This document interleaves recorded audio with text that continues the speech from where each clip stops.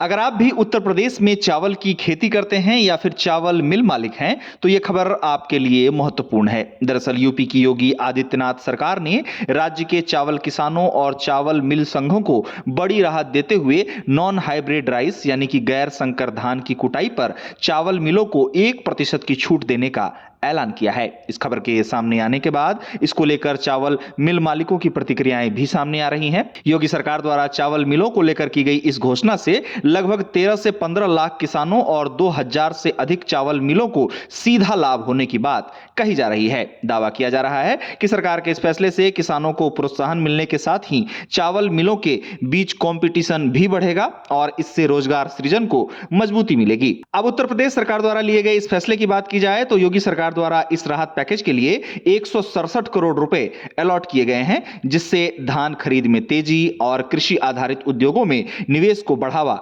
मिलने की उम्मीद है। इस फैसले को लेकर सरकार मान रही है कि इससे किसानों की आय के साथ ही राज्य की ग्रामीण अर्थव्यवस्था में मजबूती आएगी। इस फैसले को लेकर उत्तर प्रदेश के मुख्यमंत्री योगी आदित्यनाथ का कहना है कि चावल मिलों को दी जा रही वसूली छूट से सरकारी खरीद प्रक्रिया में पारदर्शिता और प्रतिस्पर्धा दोनों बढ़ेगी। सीएम योगी का मानना है कि मिल मालिक अब सरकारी खरीद में और अधिक उत्साह से भाग लेंगे, जिससे समय पर भुगतान और किसानों के लिए अधिक सुविधा सुनिश्चित हो पाएगी। बात अगर उत्तर प्रदेश में हाइब्रिड चावल की कुटाई पर छूट दिए जाने की करें तो यूपी सरकार द्वारा हाइब्रिड चावल की कुटाई पर 3% का छूट पहले ही दिया जा चुका है। अब गैर हाइब्रिड चावल की कुटाई पर चावल मिलों को 1% का छूट दिए जाने के ऐलान को चावल उद्योग में संतुलन और स्थिरता लाने की दिशा में महत्वपूर्ण माना जा रहा है। साथ ही इससे यूपी को खाद्यान्न उत्पादन और प्रोसेसिंग में आत्मनिर्भर बनाने की दिशा में महत्वपूर्ण कदम के तौर पर भी देखा जा रहा है। साथ ही इस कदम से मिलों की उत्पादन क्षमता बढ़ने, स्थायी धान कुटाई नेटवर्क में मजबूती आने